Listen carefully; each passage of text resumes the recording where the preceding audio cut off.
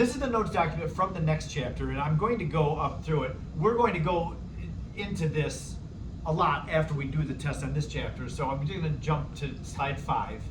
We have 3 different types of compound that we need to be able to identify and give names of and that kind of thing. We'll be talking in the next chapter lots about compounds and how to name them and write formulas for them. One of the types of compounds is the ionic compound. I have alluded to this and mentioned this. Yesterday I talked about the noble gas rule. You'll see the noble gas rule again today. What I want you to see and get into your brain is that it's not necessary for atoms to always be neutral. In fact, most atoms in the world are not neutral. It's a lot more common for atoms to become ions than it is for them to stay neutral. They're a lot stabler as ions. They're much more stable as ions than they are as neutral atoms. Neutral atoms tend to be very reactive. Not all elements, but yeah, like when you mine iron or mine copper or mine gold or whatever, normally those elements that we're mining are not found in their elemental form. You don't get nice shiny iron out of the ground. You get nasty rust out of the ground. It needs to be reacted in order to make it iron again. And that's because iron is reactive as a neutral element. So ions are very abundant in the earth. So let's talk about what they are. Ions really are not atoms. We use the term atom and then we use the term ion. Those are not really the same thing, but in order for us to even have a definition. Ions occur when atoms have lost or gained electrons. The word atom, when I use the word atom, the implication is that it is neutral, that you've got the same number of protons in the nucleus as there are electrons around it. So when an atom gains or loses electrons, now it no longer has the same number of protons and electrons, and it will have a charge. Protons are positive, electrons are negative, so the ions are always going to have a charge. Now, for example, I'll give you one of the most common ions that we have in chemistry, sodium. Sodium, when it is neutral, it has Na. It has 11 protons, and I symbolize protons with the lowercase p positive. Those are positively charged. So sodium with atomic number 11 has 11 protons, and when it's neutral, it has 11 electrons. Now, when sodium is found as this neutral element, sodium, I have mentioned about this before too. Sodium is extremely reactive. It is not a stable atom. I had mentioned if you put sodium into your mouth, that you don't think, oh, sodium's on French fries, you know, I eat sodium all the time. Well, no, you're eating sodium chloride. You don't eat just sodium. If you ate sodium, it would not be enjoyable. You would have your mouth catch fire and probably explode, with the sodium causing that. Because, now we've learned about electron arrangement, we see where sodium is on the periodic table. Sodium is right at the beginning of a row, which means that the atoms before sodium have just finished going up to neon, which is just before sodium. It's just finished an energy level of electrons. Sodium is fortunate enough to begin a new energy level. It's got 1 electron and 3s. We know that the size of sodium is big. We know that atoms start big and then they go small as we go across a row on the periodic table. Why is sodium big? Because that outer electron isn't really welcome very much in sodium. Now, I know that it does give sodium a neutral charge to have the same number of protons and electrons, but to start a new energy level is kind of lonely out there because it's the only electron in the 3rd energy level for sodium. And it's only got 11 protons. That last electron, remember, there's 1s, 2s, and 2p filled already, and then it's just starting the 3s. That 3s electron doesn't feel that nucleus as much because it's kind of shielded. The more positive the nucleus gets, the more it's able to bring the electrons in, but with only 1 outer electron, it's not stable. So, sodium has an option. It can take that electron in 3s and get rid of it. It can find somebody to give its outer electron to. When it does that, it will become a sodium ion. Now I'm going to write it as Na ion because there is a certain way that we symbolize that we haven't seen yet. So I'll just call it the sodium ion. When sodium gets rid of its 3s electron, then it's only going to have 10. What happens though with the arrangement of electrons? That 3s electron is removed.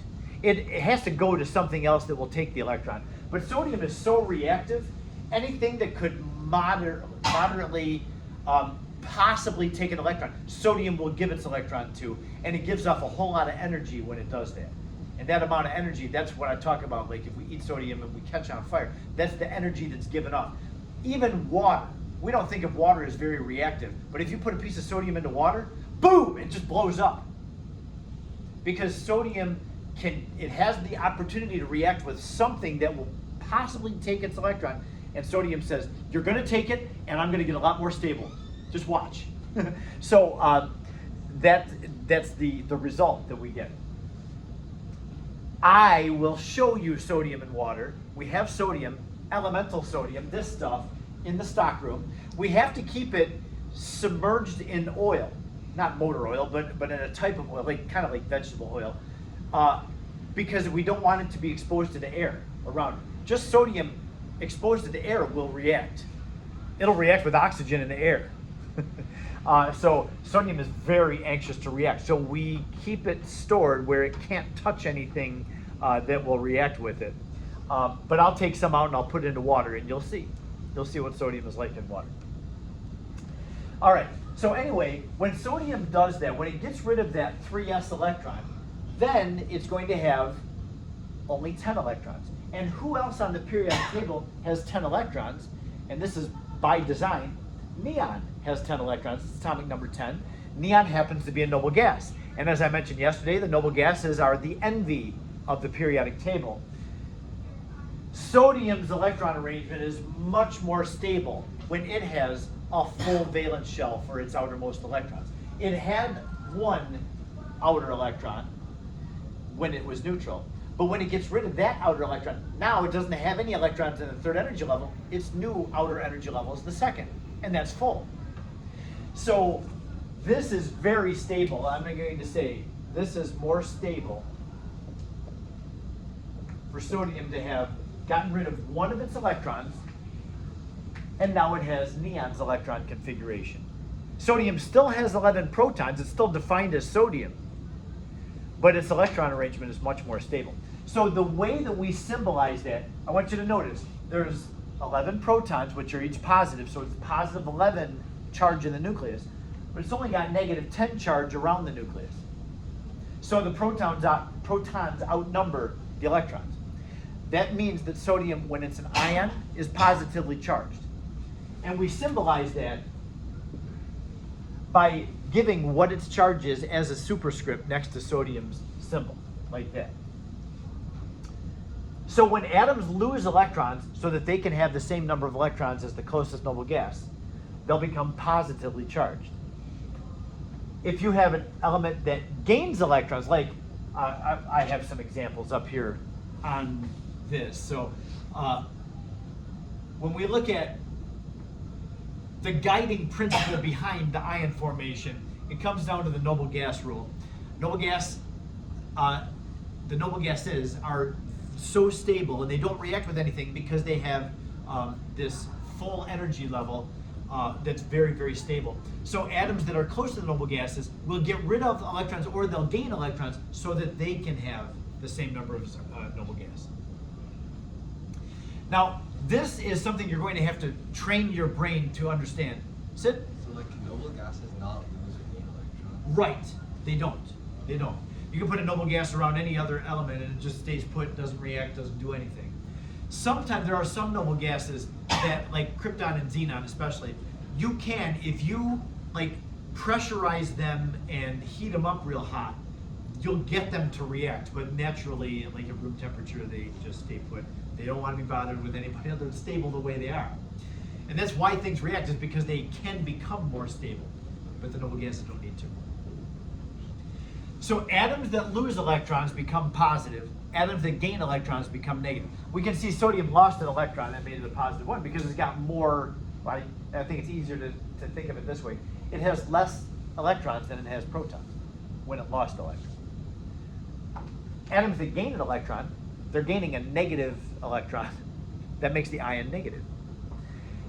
So we'll practice that, and you'll see that that is not the easiest thing in the world to remember, especially at first. Eddie? What do we measure charge in? This is ion charge, and really the ion charge doesn't have a unit.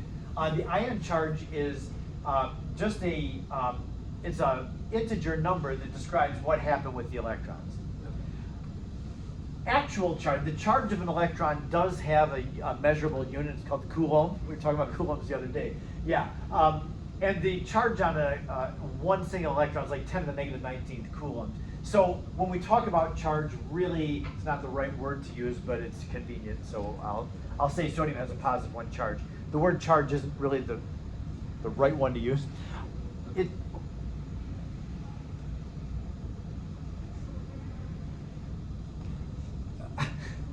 I'm just trying to weigh how I say this. Sometimes I'll use the expression the ion charge. That's more accurate. Ion charge. That just describes what happened with the ions that either lost or gained electrons. It's not really what the charge of an ion is. Yeah, magnets and motors create charge. It's not quite the same thing as what we use the same word, but it's not quite the same thing. So when I'm talking about charges of ions, I'm talking about what happened with the electrons. And so I'll just borrow the word for that, okay? All right. So all I need you to be able to do is if I give you an element that's not a noble gas, you need to figure out what charge the ion is going to create. Yes? So like if an electron, if an element loses 2 electrons, would the superscript be +2? Yes, exactly. Yep. So we'll see that. The example that I gave already was sodium. Sodium loses 1 electron, so that gives it a positive 1 charge. And by the way, we haven't talked about how to name ions yet. If you have an atom that forms a positive ion, we don't change the name. You still call it sodium. Na is sodium, Na positive 1 is sodium. So you don't mess with the name of it if it's positive. You do mess with the name and change it if it's negative. So we'll see that in the next slide. And this will go to your question, Sid. So the next example that I have is oxygen. If you find oxygen on the far right of the periodic table, atomic number 8, not far right, but over there close to it. Oxygen is not stable as a single atom because it only has 8 electrons in its outer energy. Well, it's only got 8 total electrons, but the P's are not full for oxygen, and it is much more stable for any element if you can make its P sublevel full. So oxygen is closest to neon, and neon has 10 electrons. Oxygen has 8. That's close. So if oxygen has the chance to gain 2 electrons, now where would it gain? I mean, what do atoms do to gain electrons? Well, we just saw in the previous slide, sodium gets more stable if it loses an electron. Oxygen becomes more stable if it can gain electrons. So if you put sodium and oxygen together, there will be an exchange of electrons. Sodium is happy to get rid of its electron, and oxygen says, "Oh, thank you. That helps me to have 10 electrons." Yeah. So like silicon's kind of in like the middle of like. Yeah, and I would have mentioned that too. The carbon family, they're 4 away from the noble gas either direction you go. If you go forward, it takes 4 steps to get to a noble gas. If you go backwards, it takes 4 steps to get to a noble gas. So carbon and silicon and germanium don't tend to make ions very well at all. I won't ask you about the ions made by carbon and silicon because they don't tend to make them. But elements that are closer, within 3 away from a noble gas, use the noble gas rule.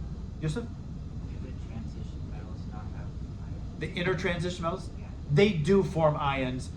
They're way far away from noble gases. They normally don't follow the noble gas rule. Even the transition metals tend to form ions, but they're far away from a noble gas and they don't use the noble gas rule either. So there are things that happen with the transition metals and inner transition metals that cause them to become more stable, but it's not the noble gas rule. So we're just focused on elements that are close to the noble gases for that reason. I will eventually talk more about transition metals, but for this, no. We'll just stick with things that are close to noble gases. So when we want to know what charge oxygen is going to form when it becomes an ion, use the closest noble gas. Closest noble gas to oxygen is neon, which is 2 elements away. That means oxygen is going to have to gain 2 electrons if it's going to have a very stable electron arrangement like neon has. So it does. It will gain 2 electrons, and when it does that, it has gained 2 negative particles. So it will have 8 protons in its nucleus, its atomic number is 8, and then 10 electrons for those 8 protons to hold on to. That gives it a -2 charge. It's got, the electrons outnumber the protons by 2, so it'll have a -2. And you can see what happened with the name. We call it oxide. Now, O, when it's neutral, is oxygen, but the O-2 ion, since it's negative, will change the ending to oxide. Now, when you have a negative ion, all negative ions, we're going to drop the element's name off and use IDE. Sometimes it's not obvious how to drop the name off, and I'm not worried about it. Like if you called O-2 oxygide, because you didn't know really where, you didn't know to drop the igen off and just replace it with I.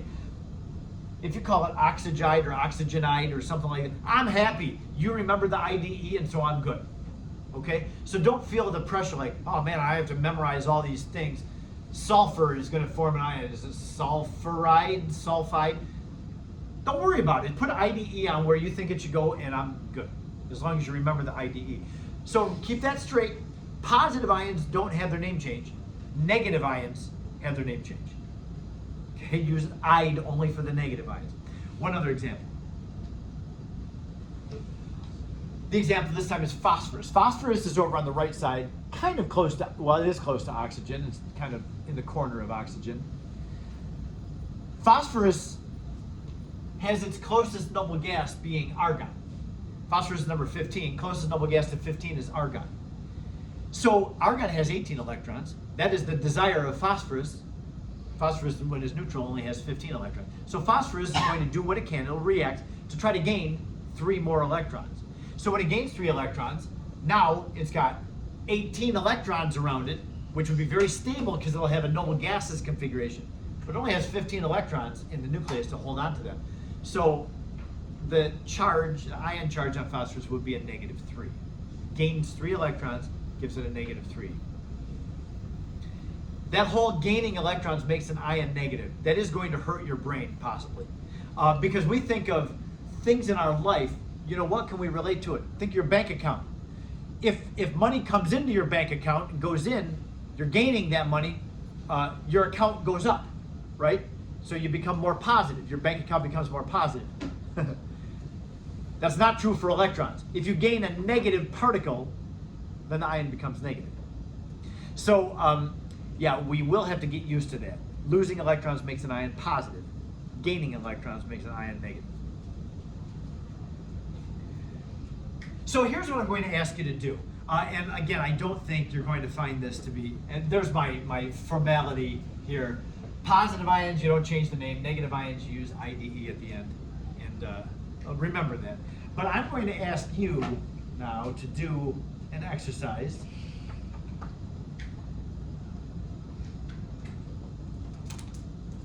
It's going to look like this. I'd just like to go through the first couple in each section with you so you have an idea of what you're doing, and then I'll give it to you and away we'll go. So for this one, I'm going to give you an ion and just ask you how many protons in the ion, how many electrons are in the ion. And then what is the name of the ion? We talked about, okay, this first one is negative, or sorry, the first one is positive, so we don't change the name of it. It's going to be called magnesium. But then the next one is a negative, so sulfur is going to be changed to sulfide because it's negative. And let's do a couple of these. So magnesium, we remember that only electrons can be lost or gained. Protons are never lost or gained. They're fixed in the nucleus. They're not going anywhere. So magnesium, if we look at the periodic table for magnesium, it has atomic number 12. So it's got 12 protons. But with a positive 2, that means it has lost 2 electrons. Remember that. Positive means it lost 2 electrons. So positive 2 means it lost 2 electrons. It only has 10. And what do you know? 10 electrons. Who has 10 electrons? Oh yeah, noble gas, neon does. You're going to find that all these are ions. All of these numbers are going to be atomic numbers of noble gases. That's no coincidence. So that this is all about the noble gas rule. So the name of that thing would be magnesium. You can say magnesium ion, but you just have to call it magnesium. It's good enough. S with a negative 2. How many protons do they have? Well, we find sulfur on the periodic table. Its atomic number is 16. She's got 16 protons. Negative 2 means it gained 2 electrons.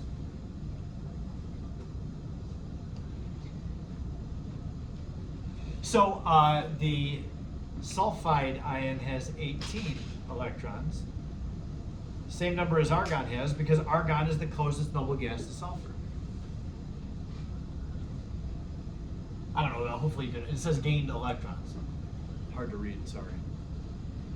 Okay, so we're going to go through this whole thing. Just look up what the atomic number is for protons, what happened to the electrons, because it has either gained or lost, and then what is the name of that. Remember the IDE only for the negatives.